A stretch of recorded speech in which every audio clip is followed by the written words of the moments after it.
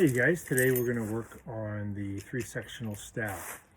This is half of a two-part system, two different forms that fit together like two pieces of a puzzle, the Chinese spear versus the three sectional.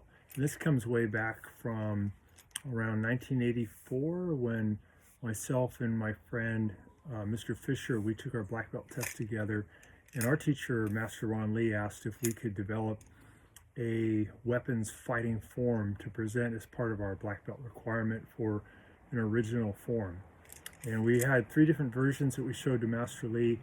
The third one he really liked, and it was a little bit more combative. It had more striking at a faster rate of speed, and it was again the three sectional versus a spear.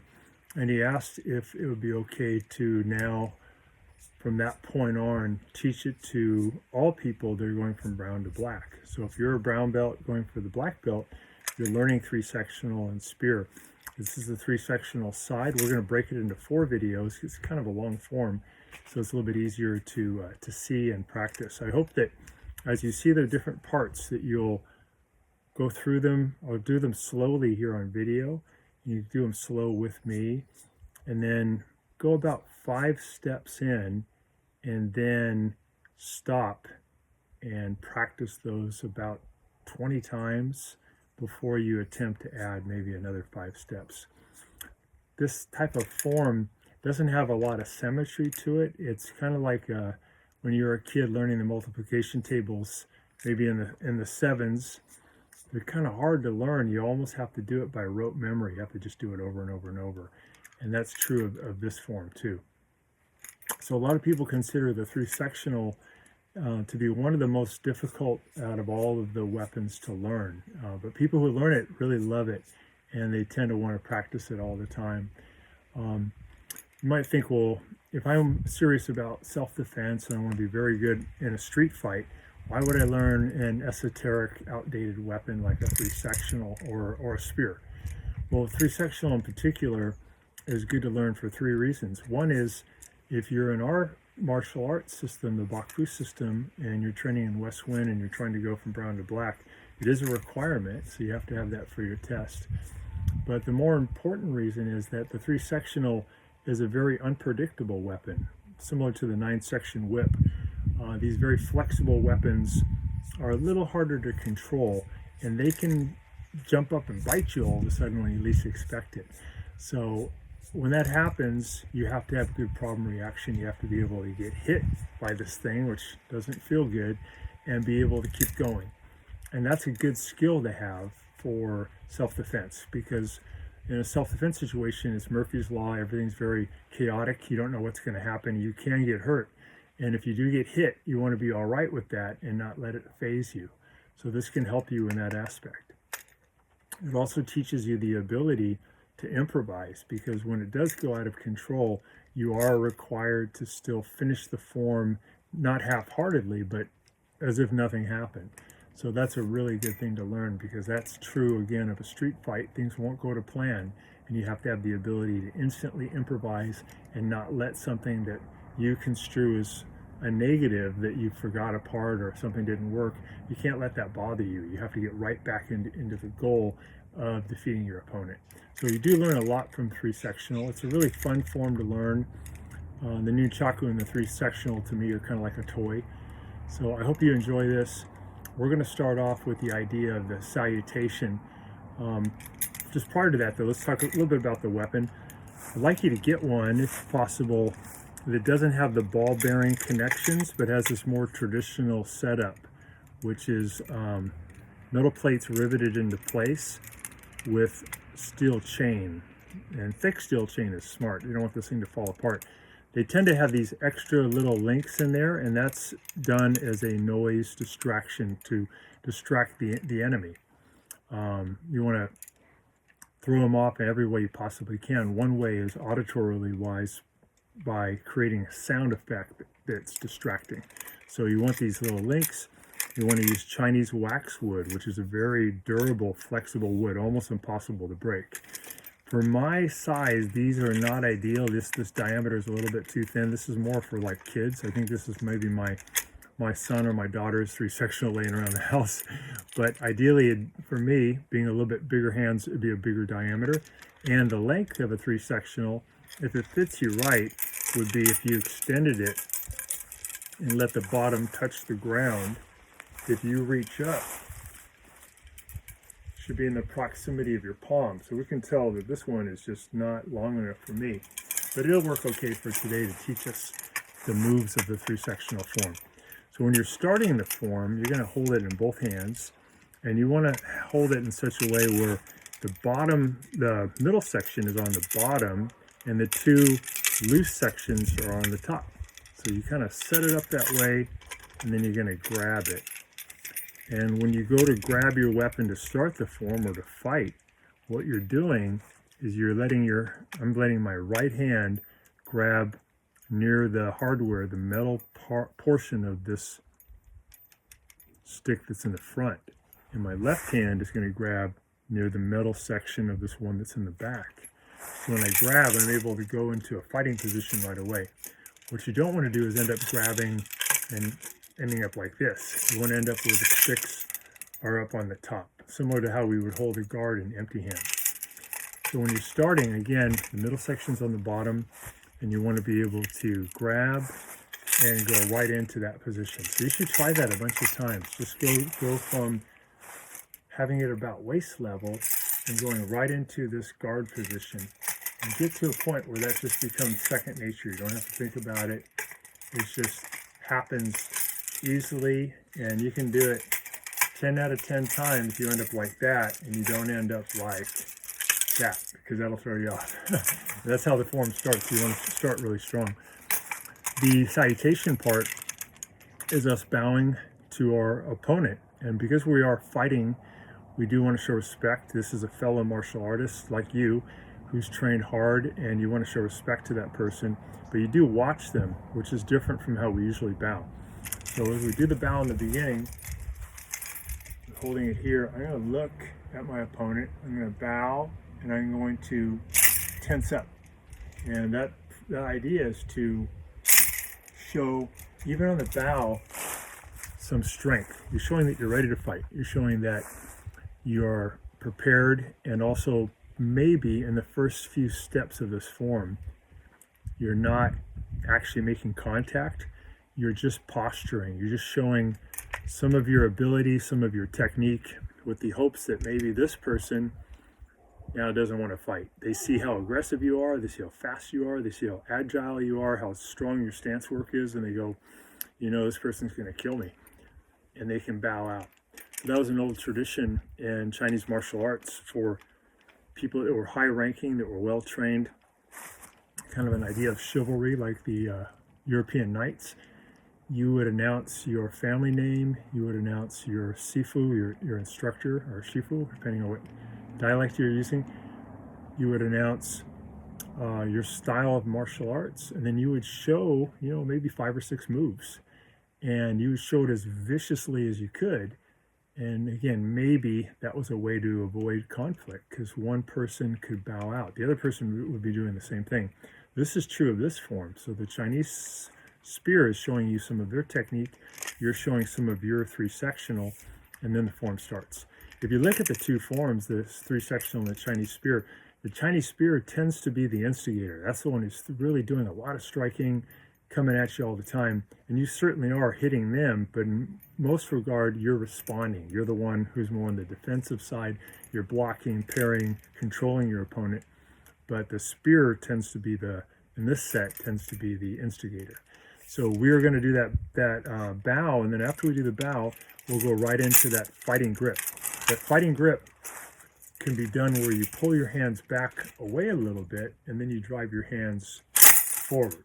So you're trying to get a little bit of a sound effect there. You're pulling your hands back towards your hip, and then you're driving your hands out. You're driving them out where they line up with your opponent. So this is kind of like the sights of a pistol. Your back sight, front sight, lined up with your opponent.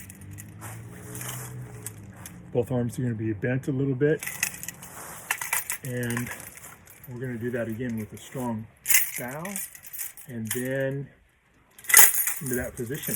As we go into that position, we take our left foot, we take a little step forward, and then we come into a deep cat as we do that motion. So we're going into a cat stance after we bow. So bow, and then cat. And again, the louder you can make that sound, the better. You definitely want to get the 3 sectional that has those extra links. The next part of the form, after you do the cat stance, is you're going to be doing a series of circles. So what I'm doing is I'm taking my right hand and I'm making a circular motion.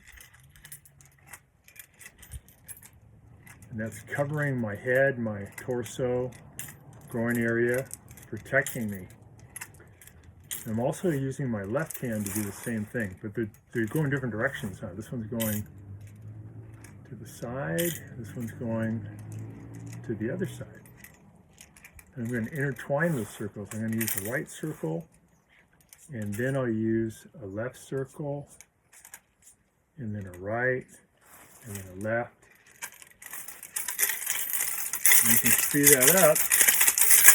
It makes it really hard for someone to launch an attack because there's constantly something moving in front of you as a blockade or an obstacle.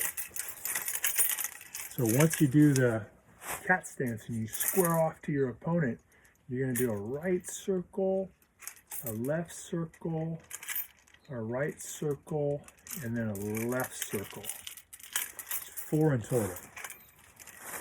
So from the cat, 1, 2, 3, 4. When I do the 4th one, I'll change my cat. So I'll go from a right cat, I'll move toward the spear guy into a left cat. So I'm changing my stance, and that happens on the last one. So right as I hit my left cat, I lock into position with my left hand down low and my right hand up high. It's a very classic guard position we use with 3 sectional. 1 high for hitting high and hitting or blocking high, 1 low for hitting low or blocking low. Really cool thing about this weapon is that it's just a great improvement over a staff or a spear, because this you can easily conceal because it's foldable, right? You're not supposed to do that, by the way, it's illegal, but in the old days you could conceal the weapon. And also because of these 2 articulations, these 2 joints, you can do a lot more with this weapon. You can block your face while at the same time striking your opponent. You can block down low for a kick while at the same time protecting your head. So you have a lot of flexibility. There's a lot of ways you can use this weapon, even more than a nunchaku. And because of the 2 articulations, if you swung this thing like you would swing a staff to get distance, to hit someone at a great distance, you can hit a lot harder with this. The staff comes in a single pull and the tip is moving very fast. But when you have these 2 joints, it compounds that speed. It takes longer for the weapon to actually get to the target, but by the time it gets there, that thing is moving, because the first pull moves, then it's like a jackknife. Second pull swings around and moves, and then the third pull moves around and hits. So it's really going fast. So a really cool weapon. You can fight in very close, and you can fight very far away, and you can fight in the middle. So I'm really happy to introduce this to you. And again, this form is just a way for you to practice all the basic moves of a 3 sectional, all the different blocks, all the different ways of hitting, all the different ways of moving. So to review, we have the bow, we have a right cat, guard, and then we're going to do 4 circles. We'll do a right, we'll do a left, we'll do a right, we do a left cat, lock in. And that's the guard. Left hand low, right hand high. The next thing is where we finally engage the spear guy. The spear guy now has done some posturing too, and is now flying through the air and coming down, trying to crash down on top of your head with the Chinese spear. So to respond to that, you are going to use a cross block. You're going to have your left hand on top of your right, and you're going to come up and catch his spear, not the spearhead, but the pole, the Chinese waxwood in between these two poles. And as you do that, to add some impetus or power to it, you're going to step in from your cat forward towards your opponent into a bow as you do that block. So you're meeting force with force. He's coming in at you with a lot of energy. He's flying through the air, and you want to add some energy to it so it won't collapse. So you're stepping in a little bit to the side to avoid your head going in line with the attack, and you're doing this cross block. So we have bow, we have cat stance.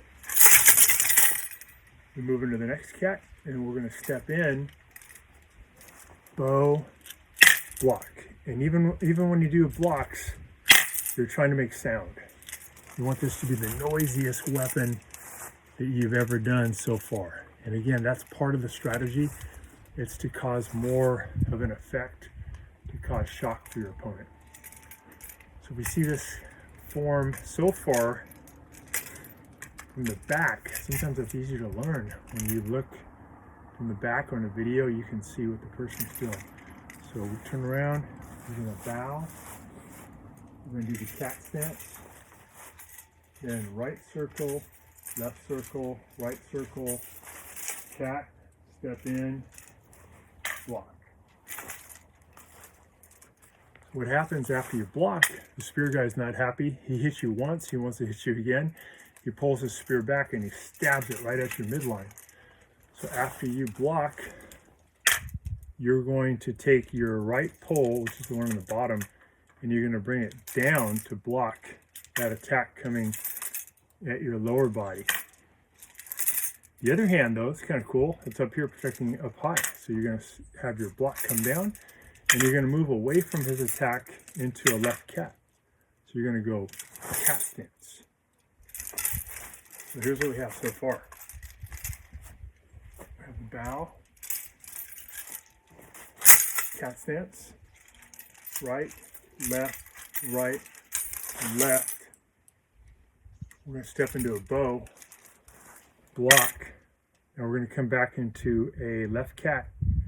We're going to block down, a low strike. He tries to hit you, it gets knocked around. He goes around his body, and he comes in and tries to hit you on this side. So after you block, you see that thing coming around towards your left. You're going to step into a bow. You're going to try to jam it. You're going to move into a bow with your left foot. And you're going to take the middle part of your weapon and bring it out this way. And the middle part's going to stop that impact. And it's coming right at your throat. And you put up a blockade.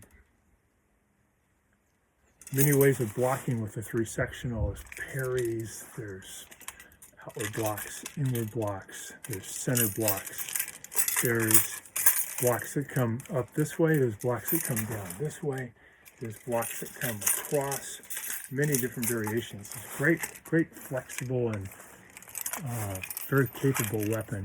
So this form is done to try to teach you some of those different ways of moving. Here's what we have so far. So we have the bow, cat stance, and then we have those spins, those little circles. 2, 3, 4. We have a hard bow, block. We have a cat, left cat, block low. And we go into a bow again, middle block. And finally, you're tired of getting hit. The guys hit you over the head, tried to stab you, came around and tried to cut your throat. You're tired of getting hit, you're going to attack. The way you attack is interesting. After you block, you take your right foot, you cross step towards your opponent behind your other leg. Cross step towards your opponent, and you bring your weapon as you cross step out toward the guy as a guard. You block them, you go cross step, guard, you rotate around and do a hard bow. And as you do the hard bow, your left hip turns, and you hit the guy in two places at the same time. You hit him in the head with your top weapon, and in the rib cage with your bottom weapon. It has a lot of power. You did a big windup, right? You did a 360. You had a block there. You cross-stepped. It's like the Chinese spring. You wound up the spring, and then you flex your legs. You unwind, and with a lot of energy, crack. But then he goes and hits you again. He's doing a lot of hitting. He's going to try and kick you. So you step away with your right foot to another bow. You step back, bow. And you do another one of these blocks. Remember you did one in the beginning. This time you're using it to go low to stop a kick. Then he takes his spear, comes in, tries to hit you in the neck again. As he tries to hit you in the neck, you do an outward block. It's really this one that's blocking, but you bring the other one up too. So you did two low and then two high. And again, everything is done really quickly, and then you're kind of relaxed, and then you tense up. So you get that fast motion. It's powerful, makes a lot of noise. So you can see, not an easy form to learn because it doesn't have that symmetry, it doesn't have a lot of rhyme or reason, but it's really cool, and it fits very well together with the Chinese spear. And that's really the benefit of these two forms. You have to learn them, you have to get them down, spear first maybe, and then 3-sectional, really get it solid. But then you want to fight with it. You want to find somebody who's like you, very capable, well practiced, and you want to slowly start to fight through it with each other. And then eventually, if you know the other student really well, you can start to go at each other very powerfully and very fast. And it's relatively safe because you know what's coming. It's a structured form, but it really teaches you to have great reaction, a lot of courage, because you're taking a little risk. It's fast, it's intense, and it does teach you that ability to right on the spot improvise and get back into the fight. You don't really get that when you're just doing it by yourself with the 3-sectional or the spear, a little bit, but when you do it with somebody, that chaos theory is magnified and things do go wrong, and you want to have an ability to, again, think where you are in the form and get right back into the fight. Okay, let's review again. We have our 3-sectional ready. We've got to make sure the middle one's on the bottom. Do our bow, cat stance, right, left, right. Here comes a left cat, left cat. Come in, hard bow, cross block, left cat, downward block, bow stance again, middle block. And now I'm going to rotate around. I'm going to cross step right behind left, cross step, I'm going to turn, kick. And you can see that my thumbs are behind. And that's good, right? That's going to give me more pressure behind the line of force. So you always want to think about thumbs not here, but thumbs helping you out. So after I hit him, if he tries to kick me, I'll step back with my right foot to a hard bow. I'll do a cross block. Then we did an outward block to block a shot coming at us high. Then there's going to be one coming really low. A spear's going to come flying under a leg. We're going to do a downward block to block that low shot. But at the same time, we're going to lift up our left leg into a high crane. So we see that coming. We block with our left hand. We come up crane stance to block it. So block low, crane stance. When you do Chinese spear and 3-sectional and you do a crane, usually you're not doing it to kick somebody. So you're not fighting, you're not pointing your knee at a low combat level. Usually using your leg as a shield. So when you lift up your knee in a crane in a Chinese form, you want to lift your knee up really high. You want it to be about solar plex to sternum height. So your tibia, the lower part of your leg, acts like a bony Spartan shield to protect your midline. So you want to lift your knee really high. And the next part, the last part of this little series of this video, after we do the left crane and the left block, We're going to then jump off of our right foot, and we're going to land in a right bow with our right foot behind us. We're going to shift direction now. I was going towards you guys, toward the camera, but now I'm going to drive my weapon off to my right side, about head level. In my other hand, instead of just dangling it, it's going to come up between me and my opponent. So when I landed, I want to end up there. So for my left crane, I'll jump up, and when I land, I want to time it. So right when my foot lands in the bow, I want to get into a low bow stance off a guard, and I'll hit the guy in the head. And that's going to be the last part of this video, which is about a quarter in.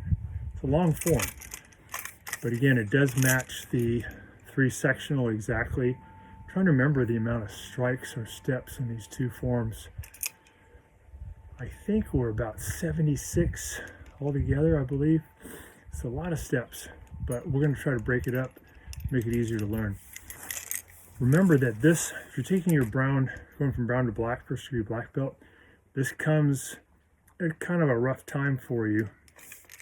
You've done about half of your black belt exam, which is a lot of self-defense techniques, a ton of kicks, and a lot of forms. And you just showed something very challenging called kata exercise, where you did 6 katas all together back to back at a high rate of speed.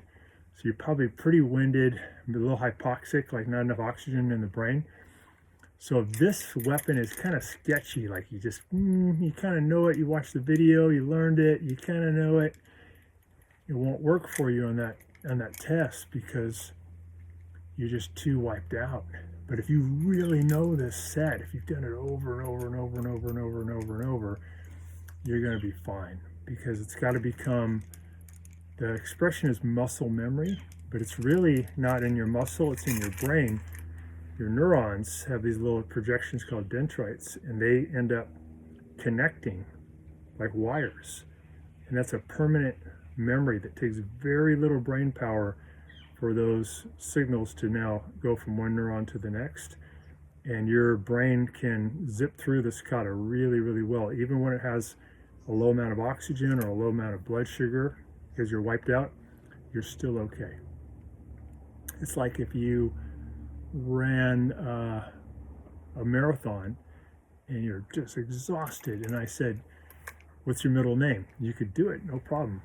Do the alphabet for me. You could do it, no problem, because that stuff's just ingrained in your head. This has to be the same. Chinese spear has to be the same. And you could say that the real test of you being a black belt is your ability on that black belt exam to show a really solid and powerful, confident 3 sectional form. Because this one's a little harder, I think, than the Chinese spear, and it comes at that time when you are wiped out. So when you're wiped out, you got nothing left, can you still dig deep, and can you pull out an excellent form worthy of your black belt test? And the answer is going to be yes, if you've done a tremendous amount of repetition. So let's do today at least 5 reps of these steps that you've learned so far. Really get it down, and then before you go to the next video, really make sure that you feel solid with this.